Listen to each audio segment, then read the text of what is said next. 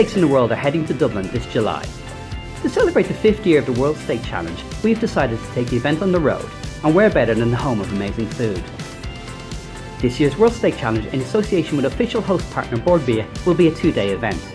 On July 9th, the best steaks in the world will be assessed at judging host Fire Restaurant in the heart of Dublin city centre. And then on July 10th, the winners of the World Steak Challenge 2019 will be unveiled at the Round Room at the Mansion House. 3 categories will be judged this year: ribeye, sirloin and fillet, with awards given out for the best grain-fed and best grass-fed. All entries will be judged by an international panel of experts, with only one being able to win the top prize of the world's best steak. We'll also be led by our chair of judges for 2019, Executive Chef of Fire Restaurant, Richie Wilson. Deadline for entries is Monday 13th of May.